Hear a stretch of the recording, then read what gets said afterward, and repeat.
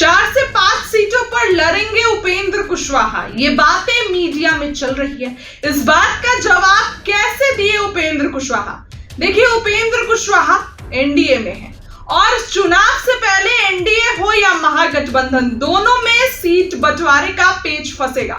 जाहिर सी बात है कि दोनों ही गठबंधन में सीट बंटवारा इतना आसान नहीं होने वाला है। एनडीए में बात करें तो चिराग, मांझी, कुशवाहा और जदयू और बीजेपी। तो क्या बीजेपी जदयू को कम सीटें देगी? जदयू को बीजेपी कैसे कम सीटें दे सकती है? जदयू बड़े भाई की भूमिका में रहना चाहती है और बिल्कुल केंद्र में सरकार चल रही है नीतीश कुमार के भरोसे, तो बीजेपी ये गलती नहीं करेगी। लेकिन कुशवाहा को कितनी सीटें मिलेगी? देखिए, कुशवाहा ने कई बार चेतावनी दी है कि बीजेपी वो गलती नहीं करे जो गलती बीजेपी करते आई है। बीजेपी गद्दारों से सावधान हो जाए, क्योंकि कुशवाहा ने कहा है कि हम अगर डूबे तो सबको डुबाएंगे। इसीलिए उपेंद्र कुशवाहा ने मंच से ऐलान कर दिया है। उपेंद्र कुशवाहा ने कहा है कि 4 से 5 सीटों पर नहीं लड़ेंगे। 4 से 5 सीटें वाली फालतू बातें चल रही है। एक साथ बैठेंगे, बातचीत करेंगे, तब समझौता होगा। अब देखिए, नाम नहीं लूंगी मैं, लेकिन एनडीए के ही एक नेता ने ये बातें कही थी कि जल्द ही सीट बंटवारा होगा। आप सभी को ध्यान होगा कि एनडीए के नेता ने यह दावा किया था कि जुलाई के पहले हफ्ते में या जून के आखिरी में सीट बंटवारा होगा। अभी तक सीटों को लेकर ऐसा लग रहा है कि अंदर खाने में चर्चाएं हो गई है, अंदर खाने में सब कुछ क्लियर हो गया है। तो आखिर उपेंद्र कुशवाहा को कितनी सीटें मिलने जा रही है? या फिर ऐसा भी हो सकता है कि उपेंद्र कुशवाहा को सीटें मिल गई हो, लेकिन उस सीट से वो खुश नहीं हो और तभी ऐसे बयानबाजी कर रहे हैं, तभी ऐसा बागी बयान दे रहे हैं। उपेंद्र कुशवाहा ने कहा कि 4 से 5 सीटें वाली बात फालतू है। तो उपेंद्र कुशवाहा को मिलने भी तो उतनी सीटें जा रही है, 5 से 6। इससे ज्यादा सीटें कहां से देगी बीजेपी? चिराग के 5 सांसद हैं, तो चिराग को ज्यादा सीटें मिलेंगी ना। जितन राम मांझी भी केंद्र में मंत्री हैं, तो उनको ज्यादा सीटें मिलेंगी। उपेंद्र कुशवाहा लोकसभा में हार गए, बीजेपी ने उनका सम्मान किया और उनको राज्यसभा भेज दिया। लेकिन अब उपेंद्र कुशवाहा अगर 15 से 20 सीटों की डिमांड करेंगे, तब तो उनको सीटें नहीं मिलने जा रही है। उपेंद्र कुशवाहा ने मंच से ऐलान कर दिया है। देखिए, आपको बताएं कि उनकी रैली थी। इस रैली में कई तरीके की बातें उपेंद्र कुशवाहा ने की। 4 से 5 सीटों वाले बयान पर भी उपेंद्र कुशवाहा ने जवाब दिया है और ये कहा है कि 4 से 5 सीटें वाली बात फालतू है। हम एक साथ बैठेंगे, चुनाव पर चर्चा होगी, समझौता होगा, तब चुनाव लड़ा जाएगा, तब जो है वो चर्चाएं होंगी। उपेंद्र कुशवाहा का बयान आपको सुनाते हैं। मंच से उन्होंने ऐलान कर दिया है, लेकिन यहाँ पर यह सवाल उठता है कि क्या एनडीए में सीट बंटवारा होगा और समय गठबंधन के धागे खुल जाएंगे? क्या इधर उधर लोग बिखर जाएंगे? उपेंद्र कुशवाहा क्या महागठबंधन में जाएंगे? सवाल है ये। उपेंद्र कुशवाहा महागठबंधन में जाए या ना जाए, और अगर जाते भी हैं तो वहां भी उनको सीटें नहीं मिलने वाली है। वहां भी उपेंद्र कुशवाहा को सीटें नहीं मिल रही है, क्योंकि वहां तो पहले से ही लफड़ा चल रहा है। पशुपति पारस, कांग्रेस, सैनी कल फिर से दावा कर दिए 60 सीट का। तो इस बार क्या करेंगे उपेंद्र कुशवाहा? उपेंद्र कुशवाहा 4 से 5 सीटों पर कहीं नहीं मानने वाले हैं और बीजेपी से ज्यादा सीटें नहीं देने वाली है, क्योंकि मन से उनका बयान आपको सुनना चाहिए कि क्या कुछ उपेंद्र कुशवाहा कहते नजर आ रहे हैं। चलिए सुनिए कि क्या कुछ उपेंद्र कुशवाहा कह रहे हैं। मीडिया के बंधु माफ करेंगे, हम सब मीडिया को नहीं कहते हैं, लेकिन कुछ लोग तो हैं।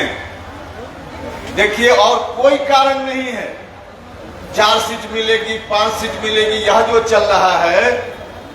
उपेंद्र कुशवाहा ने जनता के मुद्दा को उठाया है। डायरेक्ट बाधा नहीं खड़ा कर सकते तो इनडायरेक्ट बाधा खड़ा करें। इन लोगों को कुछ पता नहीं होता, कुछ पता नहीं होता। बस आपके ध्यान को भटकाने के लिए ऐसी कोशिश की जाती है, ताकि हम लोग भी उलझ जाएं और जो मूल मुद्दा है उसकी चर्चा छोड़कर उसी के पीछे लग जाएं। अब ऐसे महत्वपूर्ण विषय पर जब हम मीडिया से बात करने के लिए प्रेस कॉन्फ्रेंस भी करते हैं, तो कुछ लोग तो गंभीर होकर इन सवालों को पूछते हैं, जानते हैं, लिखते हैं, दिखाते हैं, छापते हैं। और कितना भी गंभीर मुद्दा उठाइए, उसमें से कुछ लोग ऐसे होंगे पूछ देंगे कितनी सीटों पर लड़िएगा। अरे भैया, जो लोग कितनी सीटों पर हम लड़ेंगे ये तय करेंगे, हमारा काम है। अब कोई चर्चा नहीं। और आपको कहां से अधिकार मिल गया कि 4 सीट, 5 सीट और 6 सीट? अगर आपको अधिकार मिल गया है और आपको पूरा पता है तो नाम भी कागज पर उम्मीदवार का आप ही लोग लिख कर दे दीजिए, उसी को हम लोग टिकट दे देंगे। ऐसा फालतू काम मत करिए भाई। जो काम है वो आपका आप कीजिए, जो काम हमारा है, पॉलिटिकल पार्टी का है, हम करेंगे, पॉलिटिकल पार्टी करेगी। अब ध्यान को भटकाने के लिए उनको समझ में ही नहीं आता। उपेंद्र कुशवाहा जो भी सवाल, जो भी मुद्दा जब उठाने का काम हमने किया है, जनता से जुड़ा हुआ मुद्दा। शुरुआती दौर में कम लोगों को यह बात समझ में आती है कि कितना महत्वपूर्ण मुद्दा हम उठाते हैं, क्योंकि सामान्य तौर पे ऐसा लोग करते नहीं हैं। और ऐसा इसलिए नहीं करते कि लोग पद के लिए राजनीति करते हैं, राजनीति में कुछ मिल जाए जैसे तैसे उसके लिए राजनीति करते हैं। उपेंद्र कुशवाहा पद के लिए नहीं, परिवर्तन के लिए राजनीति करता है। और परिवर्तन के लिए राजनीति तो निश्चित रूप से कठिन काम है ही, लेकिन चाहे जितना कठिन हो, हम जनता के लिए जब राजनीति करते हैं तो जनता के सवालों को उठाने में कभी हम पीछे नहीं रहेंगे, चाहे उसके लिए मुझको जो भी रास्ता अपनाना पड़े। हमने हमेशा किया और इस बात की चिंता मुझको आज भी नहीं है कि राजनीति में मुझको क्या हासिल होना है और नहीं हासिल होना है। आपकी ताकत, आपका स्नेह, प्यार, यही हमारे लिए बहुत बड़ी चीज है। इससे ज्यादा कोई पद राजनीति में नहीं।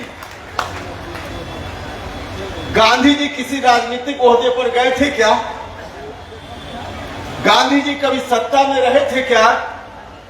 और सत्ता में चाहते तो एक समय था कि गांधी जी देश के प्रधानमंत्री बन सकते थे, लेकिन कोई भी व्यक्ति जो राजनीति में उच्च शिखर पर गया, उससे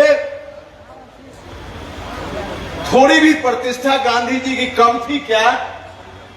डॉक्टर अंबेडकर ने अगर चिंता की होती कि राजनीति में हमको बहुत कुछ मिल जाए, तो जनता के जिन सवालों को लेकर उन्होंने रास्ता अलग अलग तरीके का अपनाया, डॉक्टर अंबेडकर साहब को राजनीति में रहकर बड़ा से बड़ा पद मिल सकता था, लेकिन जिन सवालों को लेकर डॉक्टर अंबेडकर ने संघर्ष किया, लोगों को लाभ मिला, यह लाभ जनता को नहीं मिल पाया।